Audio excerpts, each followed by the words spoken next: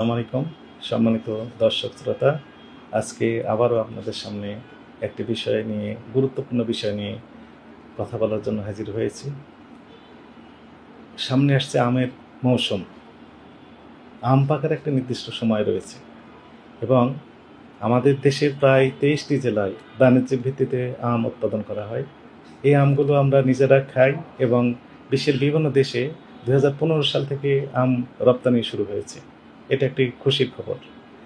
কিন্তু দুঃখজনক বিষয় যে সময়ের আগেই এই আমগুলো পাড়া হচ্ছে এবং আমাদের ঢাকা মহানগরী সহ বিভিন্ন জেলার শহরে পাকা আম বিক্রি হচ্ছে।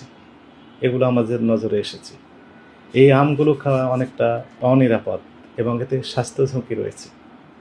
কারণ আম দুইভাবে হারভেস্ট করা হয়। একটি কাঁচা আমের যে ব্যবহার সেটি বিভিন্ন প্রক্রিয়াজাত খাদ্য তৈরিতে এটি প্রয়োজন হয়। আর পাকা আম সরাসরি আমরা খেয়ে থাকি। কিন্তু এই কাঁচা আমটি বিভিন্ন রাসায়নিক দিয়ে কেমিক্যাল দিয়ে যখন পাকানো হয় সেই আমগুলো খাওয়া অনিরাপদ এবং এতে করে স্বাস্থ্য ঝুঁকি বেড়ে যায়।